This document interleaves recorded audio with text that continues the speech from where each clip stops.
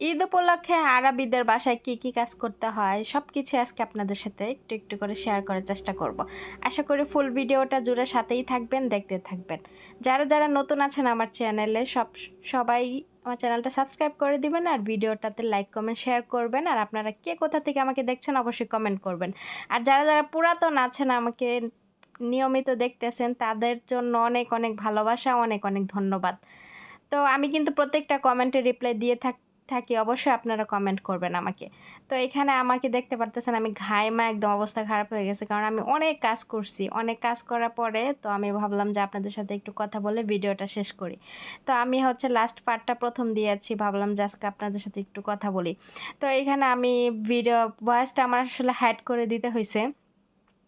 তো এই ম্যাডামের বড় বড় ৩ মেয়ে এত এত চিল্লাচিল্লি করতেছিল, মানে ভিতর থেকে আওয়াজ মনে হচ্ছিল যে আমার আশেপাশে ওরা চিল্লাইতেছে, এত পরিমাণে গলা বাড়াইতেছিল। তো আমি ভয়েস রেকর্ডিং করার পরে দেখি এই অবস্থা। এরপরে আমি ভাবলাম যে না, এতে করে সবাই, আর আপনারা যারা আমার ভিডিও দেখেন হয়তো বিরক্ত হতে পারেন ব্যাকগ্রাউন্ডে সাউন্ড আসলে। আসলে ব্যাক সাউন্ড আসলে কিন্তু ভিডিও খুব ভালো লাগে না, ভিডিও আসলে ভিডিওটার কোয়ালিটিটাই নষ্ট করে দেয়। যাই হোক, তারপর আবার নতুন করে ভয়েস রেকর্ডিং করতেছি। তো আলহামদুলিল্লাহ, আর হচ্ছে ২ দিন বাকি আছে ঈদের। তো সবাইকে জানাচ্ছি অগ্রিম ঈদ মোবারক। তো আজকে ঘরে অনেক কাজকর্ম করব, তো ভাবলাম যে আপনাদের সাথে শেয়ার করি। আমার ম্যাডাম যদিও আমাকে কোনো কাজের কথা বলে দেয় নাই, তারপরও আমার কি জানেন অভ্যাস কি, আমার কামচোরামি করার অভ্যাস নাই। কামচোরামি করে যদি মাসে মাসে বেতন নিতাম তাহলে বয়া বয়া থেকে বেতন নিতে পারতাম, কিন্তু আমি কামচোরামি করার অভ্যাস নাই। তো অনেকের বাসায় আমি যখন নতুন নতুন আসছি বেড়াইতে যাইতাম, তখন তো ফ্রিজ খুলে এত পরিমাণে গন্ধ আসতো আর এত পরিমাণে নোংরা থাকতো।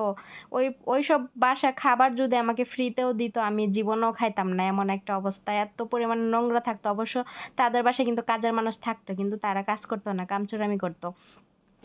তো আমি কিন্তু ওরকম করি না। আমার ম্যাডাম আমাকে জীবনেও একটা কথা বলে না, কাজের কথা বইলা দেয় না। আমি নিজে নিজেই করি।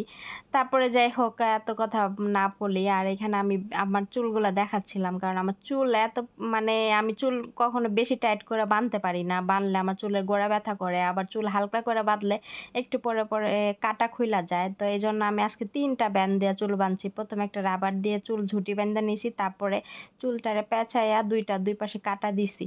আর এখানে আমার ভিডিওতে দেখা যাচ্ছিল মনে হয় অনেক মুটকি মুটকি আমাকে দেখা যাচ্ছিল। আসলে আমি এত বেশি মোটা না, কিন্তু ভিডিওতে দেখা যাচ্ছিল। যাই হোক, ফার্স্টে আপনাদের সাথে রান্নাঘরটা শেয়ার করি। রান্নাঘরে আমি সব কাজ করছি, আমার আনাচে কানাচে এই যে বয়ম টয়ম যা ছিল যাবতীয় এভরিথিং সব কিছু আমি মুছছি, পরিষ্কার করছি। আর এখানে দেয়াল টেয়াল দেখতেছেন এত ঝকঝকা, এমনি কিন্তু ঝকঝকা না, এগুলো সব আমি পরিষ্কার করি। আমি অন্তত মাসে একবার কিংবা ২ মাসে একবার এগুলো পরিষ্কার করার চেষ্টা করি। যখন দেখি আমি দেয়াল ময়লা তখন আমি সাবান পানি এগুলো সোবা দিয়ে ভালো মতো ডলে ডলে পরিষ্কার করি।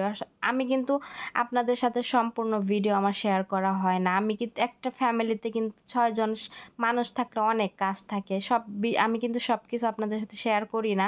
কিছু কিছু শেয়ার করি, যতটুকু করা প্রয়োজন অতটুকুই করি। এর বাড়তি যে আমাদের কত কাজ থাকে এগুলা কিন্তু আমি শেয়ার করি না। আপনারা হয়তো ভিডিও দেখে ভাবেন যে আমাদের কাজই মনে হয় এগুলো, আর কোনো কাজ নেই। না, আমাদের অনেক কাজ থাকে, কিন্তু সবকিছু শেয়ার করা হয় না।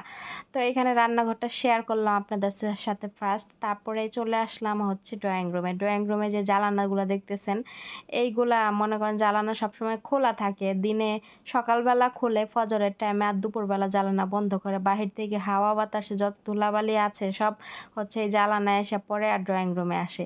প্রতিটা ঘরের জানালায় ফজরে খুলবে, মানে জোহরবেলা আটকাবে, এরকম অবস্থা। তো এই যে জানালা ফ্রেমগুলা, গ্লাসগুলা, এগুলো অনেক বেশি ময়লা হয়েছিল। যদিও আমি সপ্তাহে সপ্তাহে করি, তারপর ওই যে প্রতিদিন জানালা খুলে যায় আর ধুলাবালি আসে। তো যাই হোক, এটা আমার কাছে দেখতে ভালো লাগতেছিল না। ভাবলাম যে ২ দিন পরে ঈদ, তো বাড়ি ঘরটা একটু পরিষ্কার করি। আর আজকে ওদের লাস্ট হচ্ছে, ওরা হচ্ছে স্কুল করবে, তারপর ওদের ছুটি। ওরা বাসায় থাকলে কাজকর্ম করা যাবে না, এই জন্য আজকে শেষ করলাম। তো টেবিল টুবেল এগুলো ভালো মতো মুছে নিচ্ছি। আর এই যে দরজাগুলো এগুলো সব আমি ভালো মতো মুছছি এটা। তারপরে এই যে দরজার যে ডিজাইনগুলা, এই ডিজাইনগুলার ভিতর দিয়ে অনেক বেশি ধুলাবালি পইড়া থাকে। আমি কিন্তু এগুলো প্রতি সপ্তাহে সপ্তাহে পরিষ্কার করি। আপনাদের সাথে আমি শেয়ার করি না, কিন্তু আমি পরিষ্কার করি। এটা আমার প্রতি সপ্তাহের একটা সাপ্তাহিক কাজ থাকে।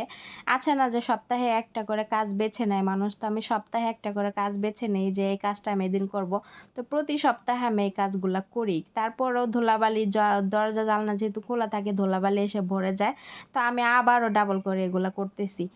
তো এখানে আমার ম্যাডাম আমাকে একটা কাজের কথা বলে দেয় নাই যে এটা করো, এটা করো। কিন্তু আমি নিজের থেকেই করতেছি। কারণ আমার নিজের কাছে দেখতে ভাল লাগতেছিল না। আমার পরিষ্কার রাখতে অনেক বেশি ভাল লাগে। অপরিষ্কার জিনিস আমি দেখতে পারি না। আমার একটা অভ্যাস কি আমি যদি কারো বাড়িতে বেড়াতে যাই, দেখি তার ঘর-বাড়ি, বিছানা এগুলা নোংরা, তাহলে আমি তার বাসায় ১ গ্লাস পানিও খাই না। আমি এরকম একটা মেয়ে।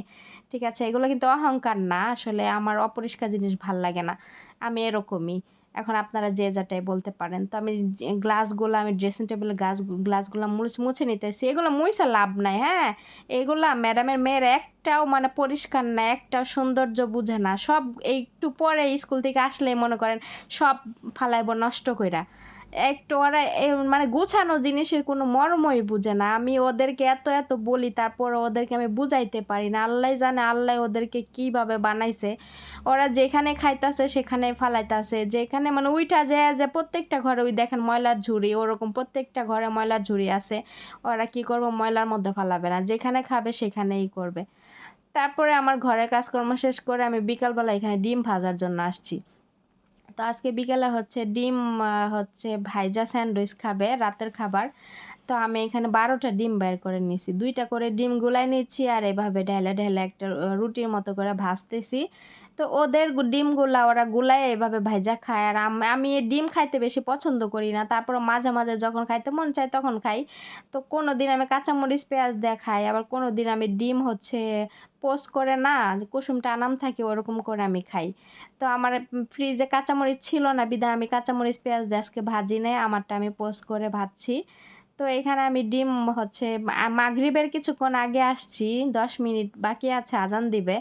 তো আগের থেকে ডিম ভাজা রাখলে দেখা যায় ঠান্ডা হয়, যার ঠান্ডা ডিম ভাল লাগে না। তো আমি গুনতেছিলাম কয়টা হইছে। ৫টা রুটি বানাইতে হবে ডিম ভাজা। আর ফয়সাল দেখেন পিছন দিকে তাকায় আছে। আর ফয়সাল আমি বলি, ফয়সালের একটা কথা শেয়ার করি। ফয়সাল যখন ছোট ছিল না তখন ফয়সালরে নিয়ে গেছিল, দেখে যে কথা বলার উপযুক্ত, তখন কথা বলে না। এজন্য ওরে ইন্ডিয়া মাদ্রাজে নিয়ে চিকিৎসা করছিল। কিন্তু ওইখানে ডক্টরে কোনো ওর রোগ ধরা পড়তে পারে নাই যে আসলে ওর সমস্যাটা কি, ও কেন কথা বলে না। কারণ ও ছোট বাচ্চা ছিল তখন, হয়তোবা ডক্টরে ওরে ধরতে পারে নাই। কিন্তু এখন তো বড় হইছে। এখন আমি ম্যাডামকে ওইদিন বলছিলাম যে ফয়সালরে নিয়া আ আবারও ওই ইন্ডিয়া যাইতে। যে এখন তো ফয়সাল বড় হইছে, ওরে আরেকবার নিয়ে ডাক্তারের কাছে দেখানো উচিত। বড় ডাক্তারের কাছে। ওমানে অত বেশি বড় ডাক্তার নাই। ওরা বাহিরে গিয়ে চিকিৎসা করে যদি ও জটিল কোনো রোগ হয়। তো আমি বলছিলাম যে ফয়সালরে এই বয়সে আরেকবার নেওয়া উচিত যে আসলে ওর কি সমস্যা। আপনারা তো অনেকে দেখেন ফয়সালকে। ও সব দিকে সুস্থ, মাশাআল্লাহ দেখতে অনেক সুন্দর। কিন্তু ওর সমস্যা শুধু ও কথাই বলতে পারে না। তো আমার ওপিনিয়নটা আমি শেয়ার করছি ম্যাডামের সাথে, যে আমার মাথায় যেটা আসছে যে অনেক ছোটবেলায় ওরে নিয়ে গেছিল, ওরে এখন আরেকবার নেওয়া উচিত। তো ওর ম্যাডাম এই কথা শুনে আর কিছু বলে নাই। তো জানি না বাকিটা ওরা কি করবে। তবে মাঝে আমি স্বপ্নে দেখি যে ফয়সাল কথা বলতেছে। একদিন আমি স্বপ্নে দেখছি ফয়সাল আমাকে ডাক দিছে। তো আরেকদিন স্বপ্নে দেখছি ওর মাকে ডাকতেছে। তো আমার মনে হয় যে ফয়সালরে আরেকবার ডাক্তার দেখানো উচিত। এইজন্য আমি ম্যাডামকে বলছিলাম। তো জানি না কি করবে। তো এখানে আমি সকালবেলা ম্যাডামের স্কুলে চা বানাবো। তো চা পাতি, চিনি, দুধের কৌটা এগুলো সব রেডি করে রাখতেছিলাম। আমি আবার কি করি, যেদিন সকালে আমার অনেক বেশি কাজ থাকে ওইদিন আমি আগের দিন অর্ধেক কাজগুলা রেডি করে রাখি, যাতে পরের দিন সকালে এভাবে আমার বেশি কাজ তাড়াতাড়ি করে কাজগুলো আমার কমপ্লিট হয়ে যায়। যারা আরবিদের বাসায় কাজ করেন এই টেকনিকটা ব্যবহার করবেন। পরের দিনের কাজটা আগের দিন অর্ধেক রেডি করে রাখবেন। তাহলে দেখবেন কাজের আর কোনো প্যারা থাকবে না। তো আজকের ভিডিও এখানে রাখতেছি। সবাই ভালো থাকবেন। আল্লাহ হাফেজ।